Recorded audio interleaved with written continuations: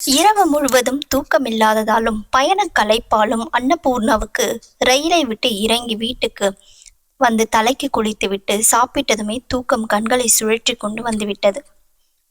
அறையில் சுருட்டி வைக்கப்பட்டிருந்த படுக்கையின் மேல் சாய்ந்தாற்போல் உட்கார்ந்து கொண்டிருந்தவள் அப்படியே தூங்கியும் விட்டாள். அது ஆழ்ந்த உறக்கம் ஒன்றுமில்லை, அதில் நிம்மதி இல்லை. மனம் முழுவதும் பயமும் கலக்கமும் நிரம்பி இருந்தன. ரயிலை விட்டு இறங்கி கீழே காலை வைத்ததுமே அங்கே தென்பட்ட ஜனத்திரளை பார்த்ததும் கண்கள் அகல விரிய அப்படியே நின்று விட்டாள். அடே எப்பா, எவ்வளவு ஜனம்! எங்கிருந்து வந்தார்கள்? இவர்களுக்கு இங்கே என்ன வேலை? நம் ஊரில் வெள்ளிக்கிழமை தோறும் நடக்கும் சந்தைக்கு வருகிற மக்களை விட 4 மடங்கு இருக்கிறார்கள். அந்த இடம் முழுவதும் ஒரே சந்தையடியாக குழப்பமாக இருந்தது. யாரை பார்த்தாலும் ஏதோ தலை போகிற அவசர வேலை இருப்பது போல் வேக வேகமாக நடந்து போய் கொண்டிருந்தார்கள். ரிக்ஷாக்களும் பஸ்களும் கூட அதே போல்தான். கார்களை பற்றி கேட்கவே வேண்டாம். யாரோ விட்ட அம்புகளைப் போல் வெற்றென்று பறந்து கொண்டிருந்தன. காதுகளை பிளக்கும் அளவுக்கு ஒரே சத்தம், ரணகல தொனி.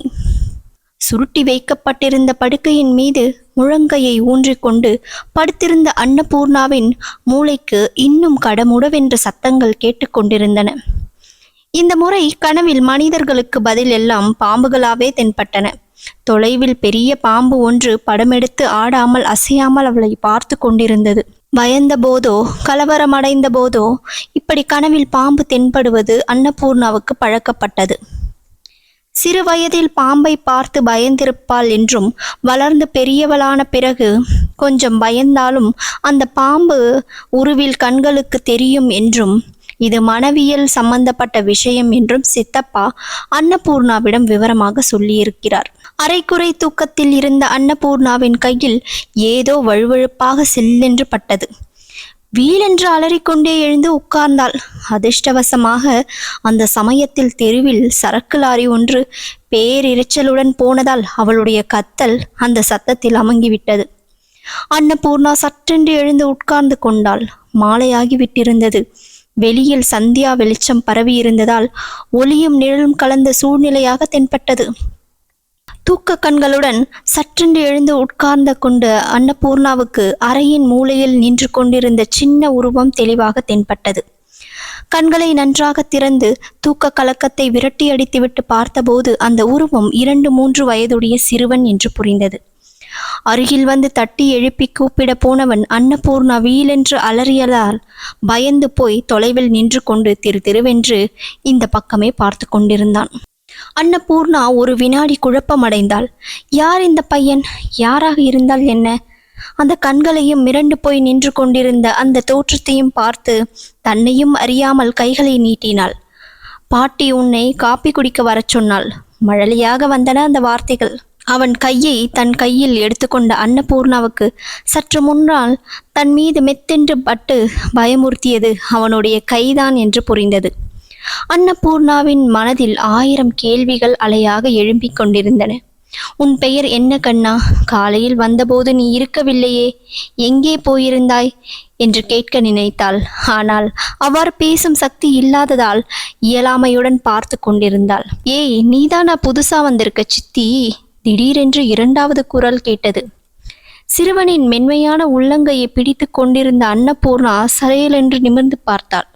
கதவு அருகில் இரட்டை பின்னலுக்கு வெள்ளை ரிப்பனுடன் வெள்ளை நிறத்தில் கவுன் போட்டு கொண்டிருந்த சுமார் 6 வயது சிறுமி ஒருத்தி நின்று கொண்டிருந்தாள். அவ்வாறு நிற்பதில் அவர் ஒருவித மிடுக்கை, பேச்சில் தென்பட்ட கர்வத்தை, மென்மையான இயல்புகளை கொண்ட அன்னபூர்ணாவின் உள்ளம் பார்த்த மாத்திரத்திலேயே கண்டுபிடித்து விட்டது. உன் பெயர் என்ன? கைகளை நீட்டிக்கொண்டு பெரிய மனுஷியைப் போல் கேட்டாள். அன்னபூர்ணா இன்னும் அப்படியே பார்த்து கொண்டிருந்தாள். எங்க வீட்டில் இருக்க போறியா அல்லது ஊரை சுற்றி பார்த்துட்டு வீட்டுக்கு விட்டு போறியா? மறுபடியும் கேட்டாள். எந்த பதில் சொல்வது என்று தெரியாமல் அன்னபூர்ணா வியப்புடன் பார்த்து கொண்டிருந்தாள். நீ என் கட்சியா அவன் கட்சியா? யாருடைய கட்சியோ இப்போதே சொல்லிட்டு அப்படின்னு உலுக்கி எடுக்கிறான். டீ வாயாடி, என்ன கேட்டுக்கொண்டிருக்கிறாய்? ராஜேஸ்வரி காப்பி டம்ளருடன் அறைக்குள் நுழைந்து கொண்டே கேட்டாள். அன்னபூர்ணா மாமியாரை பார்த்ததும் சற்றென்று எழுந்து கொள்ள போனாள். பரவாயில்ல, உட்காரு. நல்லா தூக்கம் வந்ததா?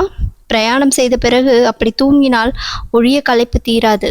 2 தடவை அறைக்குள் வந்தேன், நல்லா தூக்கத்துல இருந்தேன், அதான் எழுப்பல என்று டம்ளரை நீட்டினாள். இதேபோல் தன்னையும் மீறி அவ்வளவு நேரம் தூங்கிவிட்டதற்கு அன்னபூர்ணாவுக்கு வெட்கமாக இருந்தது. இவன் அதற்குள் உன்னுடன் ஒட்டி கொண்டு விட்டானே. சற்று முன்தான் வந்தாங்க, இந்த 4 நாட்களும் வீட்டை 2 படுத்திட்டாங்களாம். இதோ இவள்தான் லக்ஷ்மி. இவனுக்கு பெயர் எதுவும் வைக்கல, பாலு என்று கூப்பிட தொடங்கினோம். அதுவே நிலைத்து விட்டது. கடந்த கால நினைவுகள் நிழலாடியது போல் ராஜேஸ்வரியின் முகம் கலை இழந்தது. சுமார் 1/2 மணி நேரம் கழித்து கை கால் முகம் கழுவிக்கொண்டு அறைக்குள் வந்து தலைவாரி பின்னிக் கொண்டிருந்த அன்னபூர்ணாவுக்கு சமையல் அறையிலிருந்து பேச்சுக்குரல் காதில் விழுந்தன. பாட்டி, நீ அழைத்து வந்த சித்திய எனக்கு பிடிக்கவே இல்லை, லக்ஷ்மி சொல்லி கொண்டிருந்தாள். ஏன், எதற்கு? ராஜேஸ்வரி கேட்டாள். இவ்வளவு நேரமா நான் பேசி கொண்டிருந்தேன், மூணும் சொல்லல, அப்படியான்னு கேட்கவும் இல்லை. ஊமையை போல் பேசாம இருக்கிறா. பேசாதவங்க கண்டாலே எனக்கு பிடிக்காது. ஏன் இப்படி ஊமை கொட்டான்லாம் வந்து உட்கார்ந்துட்டு இருக்கா? வாய மூடு, ரொம்ப பேசின முதுகு தோலை உரிச்சிடுவேன், எரிந்து விழுந்தாள் ராஜேஸ்வரி. லக்ஷ்மி வாயடைத்து போய்விட்டாள். என்ன எதுக்கு திட்டுற? நான் இப்ப என்ன செஞ்சிட்டேன்? சித்தி ரொம்ப நல்லவள், அவளை ஒன்றும் சொல்லாத. நல்லவெல்லாம் ஒன்றும் இல்லை, வீட்டுக்கு வந்தாலோ இல்லையோ உன்கிட்ட இருந்து திட்டு வாங்க வச்சிட்டா. அன்னபூர்ணாவின் மனம் துடித்தது. சற்றென்று சமையலறைக்குள் ஓடிப்போய் லக்ஷ்மியை இழுத்து அணைத்து கொள்ள வேண்டும் போலிருந்தது. ஆனால் சங்கோஜத்தால் அது முடியாமல் போகவே பேசாமல் இருந்து விட்டாள். அன்றிரவு ஆனந்த் வீட்டிற்கு வரவே இல்லை. காலையில் ஸ்டேஷனில் இருந்து வீட்டில் இறக்கிவிட்டு போனவன் மதியம் வந்து சாப்பிட்டு விட்டு 5 நிமிடங்களில் வெளியே போய்விட்டான். மாலையில் இருட்டும் சமயத்தில் வந்து காலையில் புறப்பட்டது போலவே அவசரமாக குளித்து சாப்பிட்டு விட்டு உடை மாற்றி கொண்டு போய்விட்டான். பயண களைப்பு இன்னும் தீராததால் அன்னபூர்ணா குழந்தைகள் இருவருக்கும் நடுவில் படுத்து கொண்டாள். புதிய வீடு, புதிய சூழ்நிலை.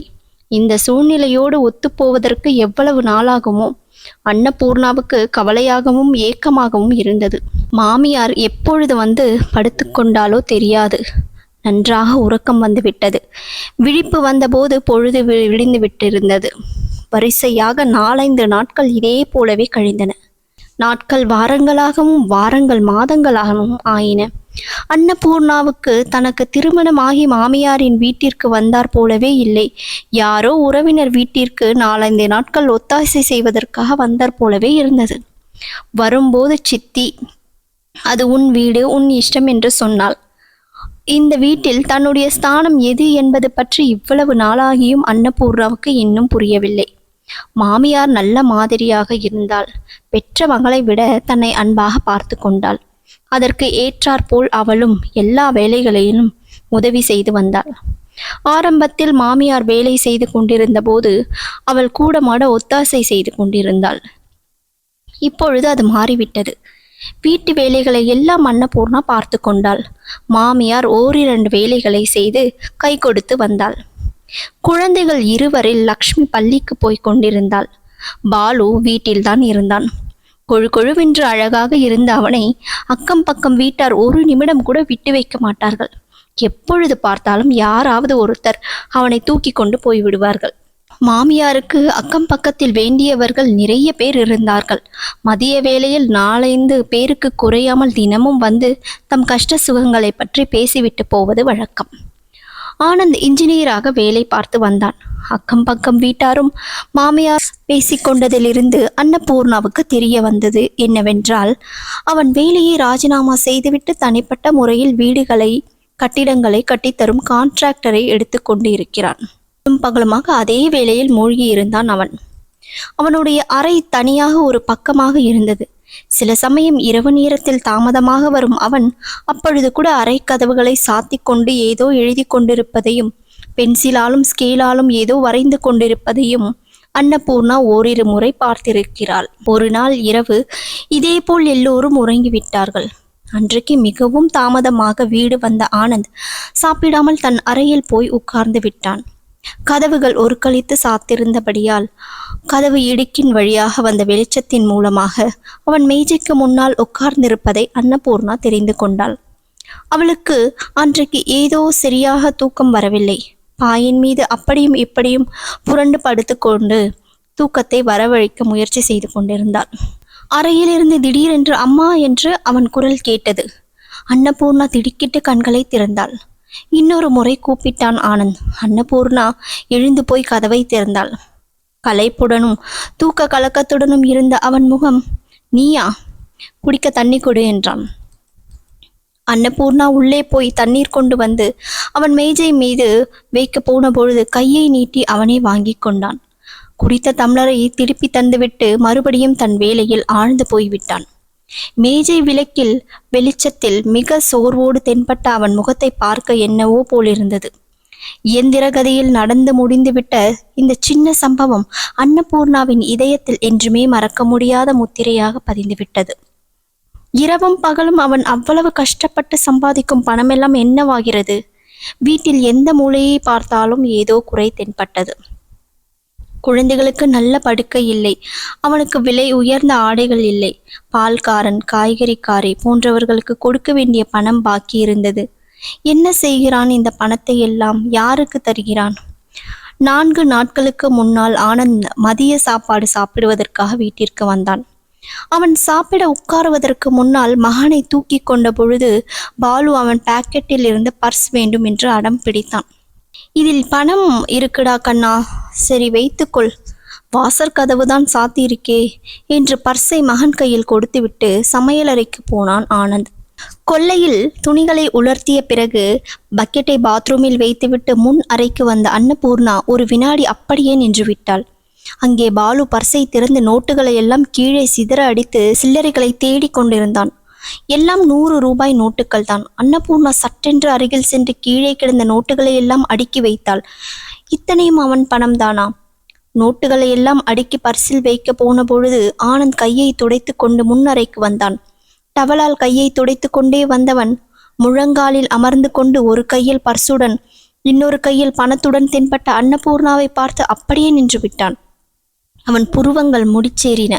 நீ எதுக்கு எடுத்தாய்? கடுமையான குரலில் கேட்டான். அவள் நிமிர்ந்து பார்த்தாள். அவன் பார்வையில் இருந்த மகிமை என்னவோ தெரியாது. அன்னபூர்ணாவின் இதயம் ஓட்டிற்குள் சுருங்கிக் கொண்ட நத்தை போல குறுகிவிட்டது. அன்னபூர்ணா பர்ஸை திறந்து எவ்வளவு பணம் இருக்கு என்று உளவு பார்ப்பதாக எண்ணிவிட்டான் அவன்.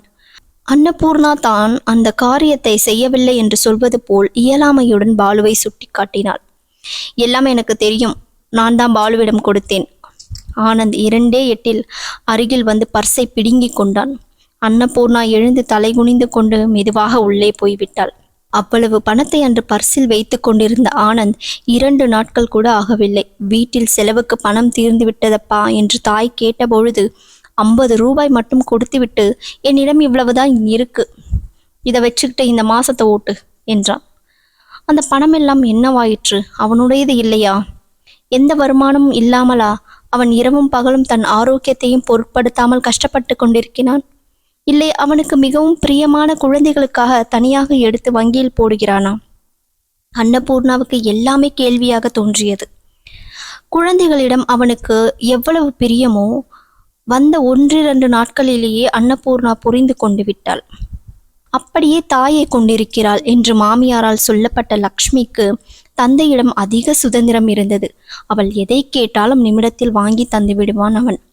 தந்தை வீட்டில் இருக்கும் பொழுது லக்ஷ்மி அவனுடைய முதுகில் சவாரி செய்து கொண்டோ சட்டை பித்தான்களை பிரித்து கொண்டோ தலையை களைத்து கொண்டோ இருப்பாள்.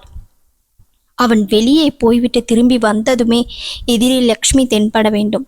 இல்லாவிட்டால் உடனே கேட்பான். காரணம் என்னவென்று தெரியாது. பாலு மட்டும் வா என்று அழைத்தாலே ஒழிய தந்தையிடம் தானாக போக மாட்டான். அன்னபூர்ணா வந்து ரொம்ப நாட்கள் ஆகாத போதிலும் அவளையே சுற்றி சுற்றி வந்து சித்தி என்று ஒட்டிக்கொள்ள முயன்றான். சில சமயம் அன்னபூர்ணாவின் மடியில் உட்கார்ந்து இருக்கும் போது தந்தை அழைத்தால் வேண்டா வெறுப்பாக முகத்தை வைத்து கொண்டு வேறு வழியில்லாதவன் போல் போவான். அன்னபூர்ணா குழந்தைகள் இருவரையும் சமமாகவும் அன்புடனும் நடத்தி வந்தாள். எவ்வளவு அன்பாக நடத்தினாலும் லக்ஷ்மி மட்டும் ஒட்ட மாட்டாள். துடுக்காகவும் இருந்து வந்தாள். தன் வெறுப்பை காட்டவும் தயங்க மாட்டாள். எப்பொழுதாவது சித்தி என்று அழைத்தாலும் பெரும்பாலும் ஏய் ஏய் என்றுதான் கூப்பிடுவாள். ராஜேஸ்வரி ஓரிரு முறை கண்டித்துவிட்டு அதற்கு மேல் சலித்து போய்விட்டாள். எங்களுக்கு இடையே நீ வேற்று மனுஷி என்ற உணர்வு வயதில் சிறியவளாக இருந்தாலும் லக்ஷ்மியின் பேச்சிலும் செயலிலும் வெளிப்படையாக தென்பட்டு கொண்டிருந்தது. ஆனந்த் குழந்தைகள் இருவரிடனும் விளையாடி கொண்டிருப்பதை காண்பதற்கு அன்னபூர்ணாவின் மனம் தவியாய் தவிக்கும். அவர்களுடன் சேர்ந்து இருக்கும் போதுதான் அவன் சோர்வோ சலிப்போ இல்லாமல் சிரித்து மகிழ்ந்து கொண்டிருப்பான். புருவங்களுக்கு இடையே எரிச்சலை காட்டும் முடிச்சு இல்லாமல், கண்களில் சோர்வு இல்லாமல் பிரசன்னமாக இருக்கும் பொழுது பார்த்தால் அவன் முகம் எத்தனை நேரம் பார்த்தாலும் தெவிட்டாத அழகுக்கு அழகாக இருக்கும்.